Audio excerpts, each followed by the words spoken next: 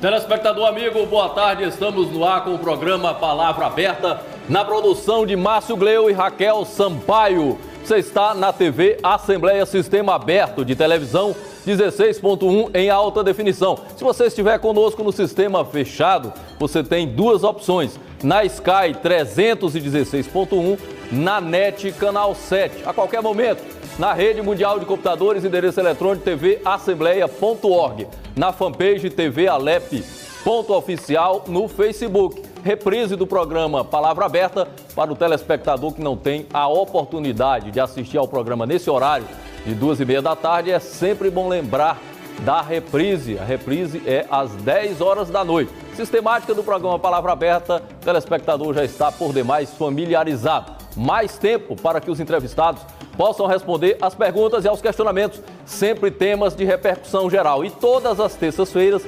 parceria institucional TV Assembleia com a JUSP, Associação Jurídica e Social do nosso querido estado do Piauí, presidente Enzo Dias. Todas as perguntas, comentários, questionamentos, indagações são de inteira responsabilidade da AJUSP.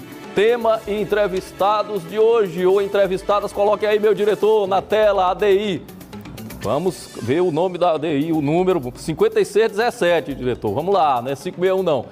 Financiamento de campanha para mulheres. As nossas entrevistadas, vice-governadora do estado do Piauí e advogada Margarete Coelho. Boa tarde, vice-governadora. Boa tarde, Marcelo. Boa tarde a todos. Prazer enorme estar aqui com um tema tão importante, tão essencial para esse momento. Também advogada e procuradora-geral do município de Teresina, Jorge Nunes. Boa tarde, advogada. Boa tarde, Gerson. Boa tarde a todos os telespectadores da TV Assembleia. É uma grande honra estar aqui novamente. E a gente, quando fala de um tema que nos é tão caro, que é o fomento da participação feminina na política, a gente se anima vindo aqui, então fica mais feliz ainda na presença da vice-governadora, então é só alegria. Você fique à vontade para... Muito obrigada. Nós precisamos registrar, né, doutora Margarete, a felicidade de estarmos aqui hoje, uma grande e feliz coincidência que a Academia Brasileira de Direito Eleitoral e Político, da qual eu tenho a satisfação de ser coordenadora geral, completa nesta data 3 anos de sua fundação. E o assunto que nos traz aqui hoje teve participação efetiva da nossa academia. A vice-governadora é também membro fundadora da academia e participa dos debates de forma muito firme e muito importante no estabelecimento dos nossos argumentos. O assunto é a ADI 5617, que foi uma ação de declaração de inconstitucionalidade ajuizada pelo Ministério Público Federal, que a Academia Brasileira de Direito Eleitoral e Político, a ABRADEP, ingressou como amicus curiae a partir de um grupo de trabalho do qual nós participamos, né? E com alguns argumentos, com uma defesa que já vem sendo levantada pela nossa vice-governadora há bastante tempo, quando ainda advogada de partido, quando ainda advogada eleitoralista, que é a necessidade de estabelecimento de ações afirmativas para garantir essa maior participação feminina na política. No caso específico dessa ADI, o que se questionava era o teto existente a partir da mini-reforma eleitoral de 2017 para o financiamento das campanhas de mulheres. Com a Lei 13.165 de 2015, passou-se a estabelecer que os partidos tinham que endereçar recursos para as campanhas femininas com um piso de 5% e um teto de 15%. Então, o Ministério Público Federal questionou esse teto, a ABRADEP e outras entidades ingressaram no julgamento, fizeram sustentação oral e esse teto caiu, aplicando-se a regra para a mesma regra que já temos na legislação eleitoral, que é de 30%. Então, nós temos 30% de candidaturas e os partidos devem, a partir dessa interpretação do Supremo, aplicar os mesmos 30% mínimos.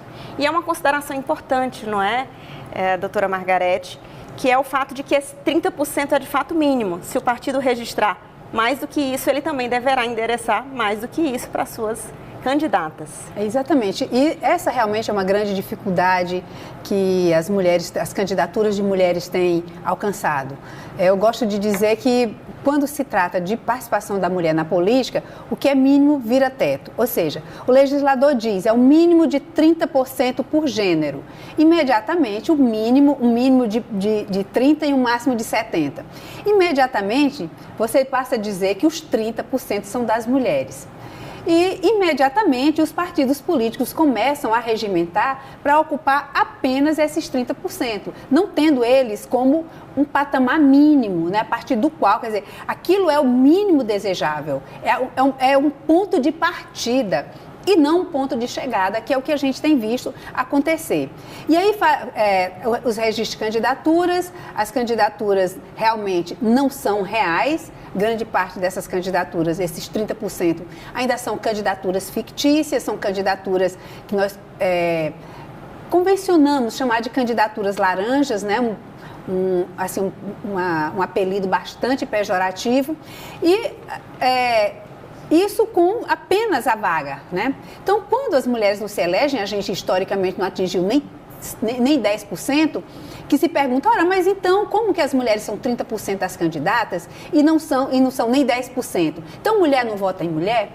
Claro que não é isso. Nós temos que analisar de uma forma mais cuidadosa isso, olhar mais de perto. São 30% de candidatas, sendo que são 200% de candidatos, ou seja, se nós temos 30 vagas de deputado estadual na Assembleia Legislativa do Estado do Piauí, nós vamos ter 60 candidatos.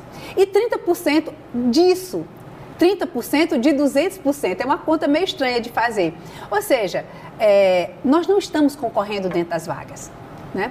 Para que um partido precisa de 200% de candidatos? Se nós temos 30 vagas, nós teremos que ter 30 candidatos. Mas se criou esse percentual a mais quando se criou o percentual de mulheres. Então, daí a conta não fechar.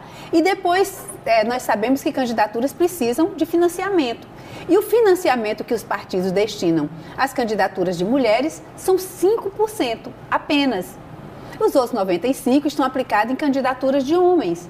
Então, se as mulheres são metade dos filiados, se elas são mais da metade do eleitorado, se elas têm 30% no mínimo de registro de candidatura, 5% de financiamento é absolutamente nada, né? Ou seja, como você vai financiar uma candidatura, como você vai ter uma candidatura competitiva dessa forma?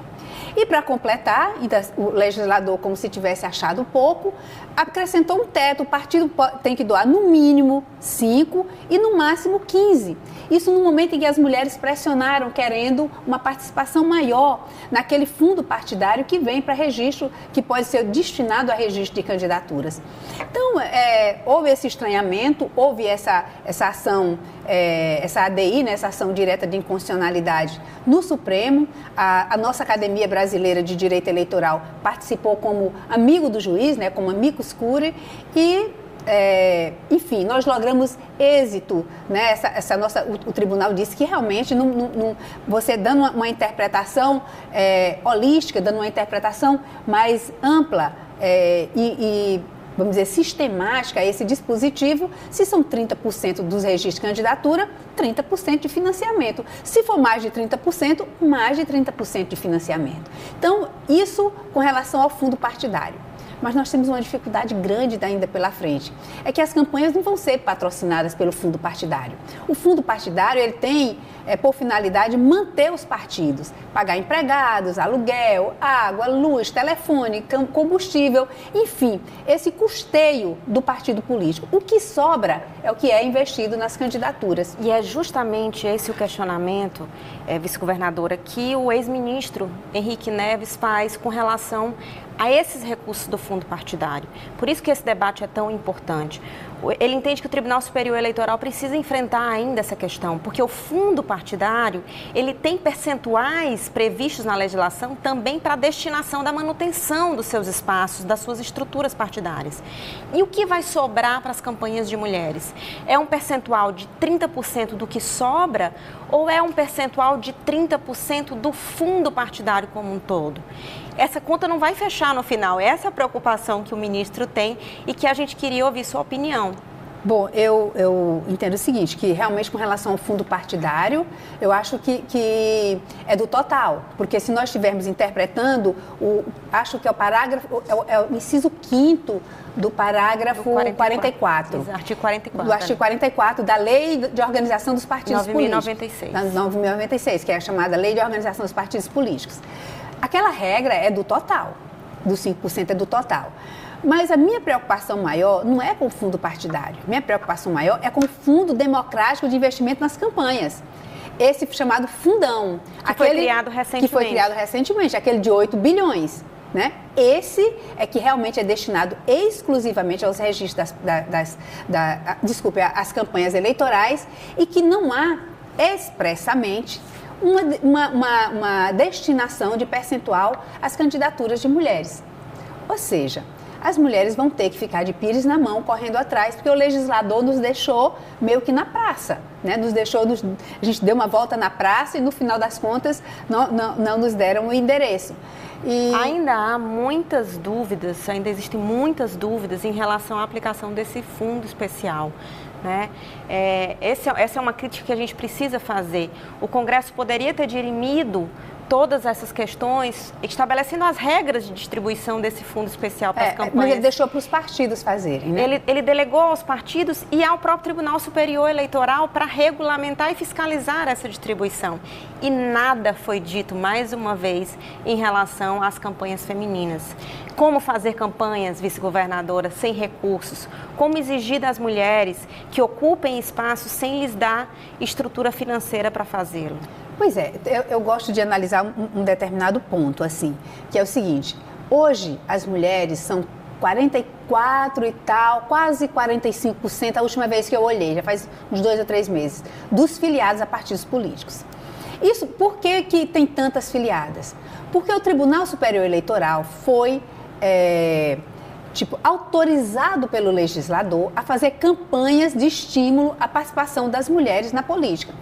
Só que isso não está no tempo do programa eleitoral gratuito, está no tempo do partido. Então, isso, obviamente, que vai impactar diretamente nas filiações. E as mulheres atenderam o chamado. Tanto é que o número maior, o número de mulheres que se filiaram por último é muito maior do que o número de homens. As estatísticas demonstram isso. Os números são claros. O número de mulheres que se filiaram a partido político é bem maior do que o número de homens. Então, as mulheres atendem ao chamamento. Isso de dizer que mulher não quer saber de política, que mulher não quer se candidatar, que mulher não vota em mulher, tudo isso é falácia. É uma outra falta de espaço, né? Acontece que as pessoas não admitem nem a mulher no espaço da política para falar. Eu vivo sendo censurada. Todas as vezes que eu falo de política, alguém diz: olha, mas ela está falando de política? Olha, mas a gente, quando eu me manifesto a respeito, isso aconteceu muito recentemente, ontem para hoje, né, que houve um deputado que disse que eu falando dessa questão da participação das mulheres na política e tal. Olha, mas a gente está falando de política, viu? Quase que perguntou se precisava que eu desenhasse. Eu sei, deputado, nós estamos falando de política, mas não dá para falar de política, mas sem incluir as mulheres. Sem incluir a participação das mulheres, sem incluir um espaço para as mulheres, sem incluir representatividade das mulheres. Não dá. E não dá para esperar que as mulheres que se dispõem a fazer política falem de outros assuntos, aqueles destinados apenas ao espaço doméstico, e não façam a política, a boa política, não é? Mas as mulheres que estão na política, né, vamos dizer assim, institucionalizada, que estão nos partidos, que estão se candidatando, ok, falem. Mas as outras também. Vamos falar de política, vamos falar muito de política. E para isso a gente precisa de financiamento, a gente precisa de tempo na TV, a gente precisa estar com uma competição em paridade de armas, a gente precisa ter as mesmas oportunidades. Esse princípio é um princípio muito caro à democracia. Igualdade de oportunidades na competição. É disso que nós estamos falando. Muito obrigado, então, vice-governadora, pela sua participação nesse primeiro bloco. Também a procuradora-geral do município já está aqui engatilhada para a próxima pergunta, mas nosso diretor executivo institucional ali fez o sinal. Vamos lá, competente equipe operacional, todos vocês posicionem o intervalo institucional. Em seguida voltaremos com o programa Palavra Aberta, a JUSP, desta terça-feira.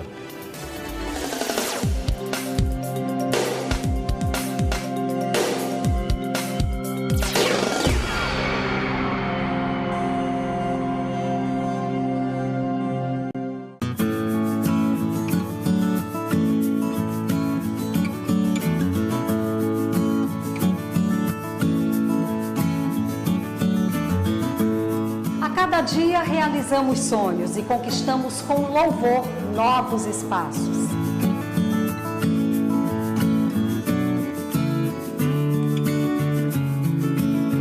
Lideramos, dedicadas e companheiras, seguimos em frente.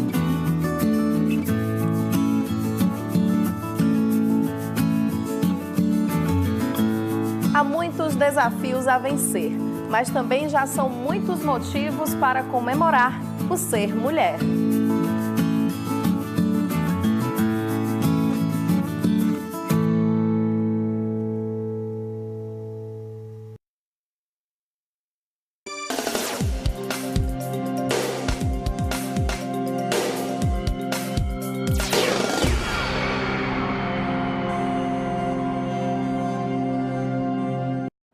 Telespectador amigo, estamos de volta com o programa Palavra Aberta na produção de Márcio Gleu e Raquel Sampaio, TV Assembleia 16.1 em HD, Sky 316, NET Canal 7, Rede Mundial de Computadores, tvassembleia.org, fanpage TV Alep.oficial, reprise logo mais às 10 horas da noite. Para você que está chegando agora, programa Palavra Aberta, a JUSP de hoje, a ação direta de inconstitucionalidade, ADI 5617, financiamento de campanha para mulheres. As nossas convidadas, advogada e vice-governadora do estado do Piauí, Margarete Coelho, e advogada e procuradora-geral do município de Teresina, Georgia Nunes, que a senhora ia concluindo o raciocínio no primeiro bloco. Fique à vontade agora, Nós falávamos, Gerson, de espaço de fala para as mulheres, né? Então, o que eu queria falar naquele momento e que registro agora é a importância de espaços como esse que a JUSP e a Assembleia, a TV Assembleia oferecem para que as mulheres falem, sim, sobre política, né? Então, a gente quer agradecer essa oportunidade da JUSP, que a JUSP nos oferece. Eu que com muito orgulho faço parte da Associação Jurídica e Social do Piauí e que estamos aqui utilizando esse espaço para incentivar mais mulheres a ingressarem na política. E já que é de espaço de fala também que nós estamos falando, é possível estender, vice-governadora, essa interpretação que o Supremo Tribunal Federal deu na ADI para os espaços de programa, né, o que a gente chama de tempo de antena, que os partidos, que os candidatos têm no período eleitoral, aquela propaganda eleitoral gratuita no rádio e na televisão que nós acompanhamos durante as campanhas? Eu acho que sim, eu entendo que sim. Por quê? Porque a interpretação que o Supremo deu é de que todas aquelas ações afirmativas que têm em vista apoiar, incentivar, fomentar a participação das mulheres na política, elas tomam como base o dispositivo que fixa a cota máxima e mínima de gênero. Se fixa a cota máxima e mínima de gênero, é importante que todas as demais ações, que elas tenham o mesmo balizamento, né? Eu acho que ali ele calibrou. Né? O Supremo calibrou essas ações afirmativas no sentido de que elas devam ser proporcionais ao número de candidatos. Então, isso para mim ficou muito claro, embora o Supremo estivesse tratando apenas de financiamento, eu não falo nem de um arrastamento, ou seja, de você aplicar a mesma regra e nos outros dispositivos. Eu falo mesmo de uma calibragem, de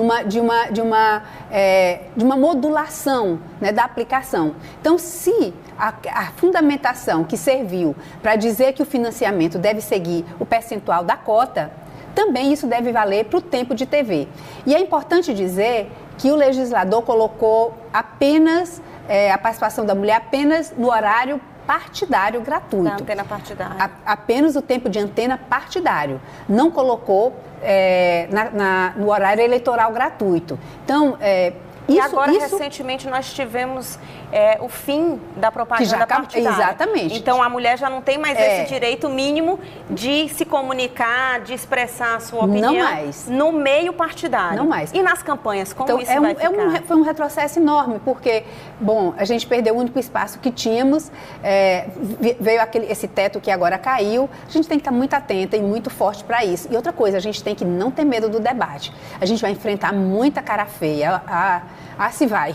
E o assunto da participação e dessa cota de mulheres também está em discussão no Supremo Tribunal Federal em outra consulta, né, que foi feita pela senadora Lídice da Mata a respeito do percentual da ocupação dos espaços das mulheres internamente no partido. Exatamente. Se essa regra ela pode se aplicar à composição das diretorias e das comissões executivas do partido. O que a senhora acha disso? Eu acho que seria melhor vir pelo legislador. Mas se não vier, eu já não estou mais escolhendo armas.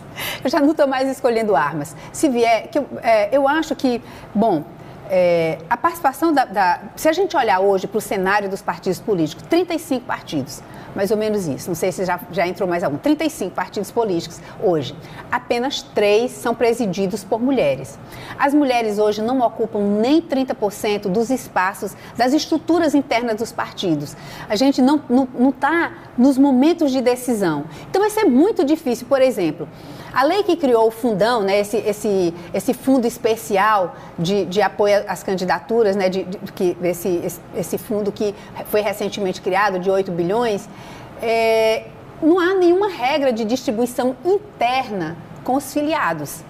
Mas a lei de partido político, logo nos primeiros artigos, já diz que os filiados são iguais em direitos e obrigações. Então, se são iguais em direitos e obrigações, as mulheres têm iguais direitos de participar das estruturas internas dos partidos. E não vai mais colar dizer que é porque elas não querem, porque nas filiações nós estamos. Então, assim, tem que olhar com calma tudo isso, a gente tem que avançar, tem que abrir esse espaço. E eu sempre achei o espaço interno dos partidos muito complicado para as mulheres, muito complicado. Os partidos, eles parecem espaços muito masculinos, as mulheres têm chegado de uma forma muito difícil lá. E são os partidos políticos que indicam chapas, que indicam cargos esses chamados cargos do executivo, esses cargos de livre nomeação, né? Secretários, ministros, presidentes de estatais, enfim, são preenchidos pelos partidos. E as pessoas que ocupam esses espaços formam um bom capital político e eles retornam com possibilidade de concorrerem aos cargos eletivos. Como as mulheres não estão aí e não estão nas estruturas internas, elas não participam do debate, não são indicadas para esses cargos. Esses são canais de acesso ao poder, né? De visibilidade e que permitem o uso não eleitorais, né? Não eleitorais, que permitem o uso da publicidade institucional e das ações e políticas públicas para fins de visibilidade, de mostrar, né, de apresentar-se como um bom gestor e daí ter legitimidade para representar o eleitorado nas disputas eleitorais. E dentro dessa discussão de espaços dos partidos políticos e da participação de mulheres, a senhora entende que essa consulta tem chances de vingar, a consulta da senadora? Olha, eu fiquei muito animada com essa decisão do Supremo. Principalmente porque ele não só se debruçou sobre a questão ali consultada, que era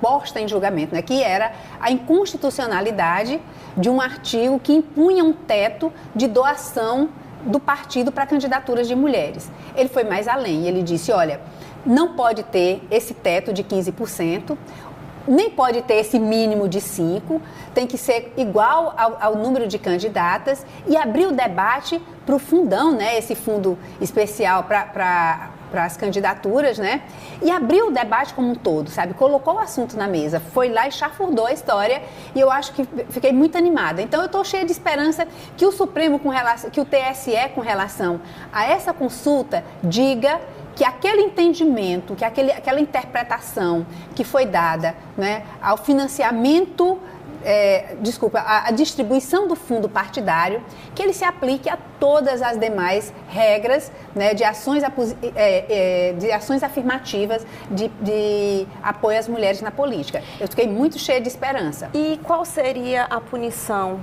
para os partidos que não cumprirem esse mínimo? Há uma sanção específica? A senhora vislumbra de que forma esses partidos podem ser punidos? Ou guardaria uma cota, a exemplo do que tem no artigo 44 da Lei dos Partidos Políticos? Ou guarda o que não foi investido para as campanhas futuras? Como será que isso vai se desenrolar? Bom, esse artigo ele caiu, né? foi junto lá no arrastamento, essa parte que dizia que se o partido não aplicasse. Veja, se o partido político não aplicar os recursos que a lei diz que ele tem que aplicar nas candidaturas de mulheres, se ele não aplicar nessa eleição, ele pode guardar esses recursos para aplicar na próxima. Aí na próxima, a regra vale de novo. Se não aplicar, vai aplicar na próxima. Então a gente vai de próxima em próxima. No mínimo, uma rejeição de contas, né? Para mim, tem que haver uma penalidade, e a penalidade seria a suspensão de repasses, que é assim que acontece quando o partido não aplica corretamente os valores do fundo partidário, quando eles não aplicam corretamente. Além da rejeição das contas, ainda a suspensão do repasse. Que é a consequência da rejeição. Que é a consequência da rejeição. Para mim, era isso. Rejeita as contas e não repassa. Isso, essa aí nem as mulheres e nem ninguém. Isso, se não tem dinheiro para a mulher, não tem dinheiro para o partido fazer mais nada, não é isso, vice-governadora? E nós temos também alguns questionamentos a respeito do Fundo Especial de campanhas eleitorais, né? Que foi esse recentemente criado em 2017. No mesmo artigo do ministro Henrique Neves, em que ele fala sobre essa decisão do Supremo Tribunal Federal, ele sugere que o Tribunal Superior Eleitoral, quando regulamentar agora a distribuição e aprovar nessa distribuição que os partidos têm que apresentar em relação ao uso desses recursos do fundo, cujos valores serão conhecidos em junho, se eu não estiver enganada, que eles também, já de agora, que o tribunal estabeleça e explique que esse uso dos recursos também deve se dar com um mínimo de participação de mulheres. Mas ele suscita alguns questionamentos que eu faço aqui para a vice-governadora. Temos percentual em relação às campanhas proporcionais e em relação às campanhas majoritárias, quando só houver candidatos homens ou só houver candidatas mulheres. Como se vai fixar esse percentual? Para mim é bem tranquilo, para mim eu não vejo dificuldade nenhuma. Campanha proporcional o número de candidatas. Campanhas majoritárias, se houver só homens, vai aplicar normal o fundo, sem não há candidaturas de mulheres, não há por que reservar percentual para as mulheres. Se forem todas mulheres, repassar todo o valor para as mulheres. Então assim, se é proporcional ao número de candidatos, e o número de candidatos é 0, vai ter repasse 0. Então, todo o fundo vai ter reserva. Porque o que se trata? Se trata de você pegar um todo, tirar um pedaço e aplicar proporcionalmente ao número de candidaturas. Se são todos homens, 0 de repasse para as mulheres. O que a gente vai lamentar bastante, que eu acho que é impossível hoje em dia você falar numa chapa, inclusive majoritária, sem mulheres. Não é possível. E no Piauí, então, assim, o Piauí tem o maior número proporcionalmente de eleitoras mulheres do Brasil. Então, assim, se não houver 0 para as mulheres, 0% para as mulheres, imaginem, meninas, nós não vamos ter direito a absolutamente nada, né? Então, isso é da nossa conta, a gente tem que tomar conta disso, a gente tem que abrir o olho para isso, tomar esse espaço como sendo nosso e percebermos a importância desse espaço. Muito obrigado, então, vice-governadora, pela sua participação. Nosso tempo, infelizmente, terminou. É um tema de extrema importância. Ficaremos aqui a tarde toda. E eu vou aproveitar para agradecer muito rapidamente, para passar ainda a palavra para a Georgia, agradecer a JUF, agradecer a TV Assembleia. Realmente um espaço privilegiadíssimo. Eu sei que a TV Assembleia é a que tem a maior penetração no interior. Então, isso é muito bom, porque a gente tem que levar esse debate o mais longe possível. Muito obrigada a todos pela oportunidade. Procuradora Georgia Nunes. Agradecendo o espaço da JUSP e também, já que falamos do interior, é importante dizer, estávamos falando do Piauí, que o Piauí tem muitos municípios em que as mulheres são maioria nas câmaras municipais. A exemplo de Iuma. Um abraço a todos os eleitores de Iuma, às vereadoras. Sábado para lá, sábado nós vamos estar em Iuma, um grande evento de mulheres. Vamos lhe convidar, doutora Georgia. Então, já, a convite aceito. Convocada, não é convite, é convocação. Convite aceito. Então, o Piauí, fincado no Nordeste, com uma fama machista, tem sim muitas mulheres engajadas na política, a exemplo da nossa vice-governadora. Muito obrigada a todos os telespectadores pela audiência e à Assembleia pelo espaço. Muito obrigado, então, procuradora e vice-governadora Margarete Coelho, ambas advogadas. Palavra aberta, a JUSP de hoje fica por aqui na produção de Márcio Gleu e Raquel Sampaio, a JUSP, presidente Enzo Dias, TV Assembleia 16.1 em alta definição, HD Sky 316 NET, canal 7, fanpage TV Alep, ponto oficial, reprise logo mais 10 horas da noite, 22 horas. E eu aguardo você 2h30 da tarde.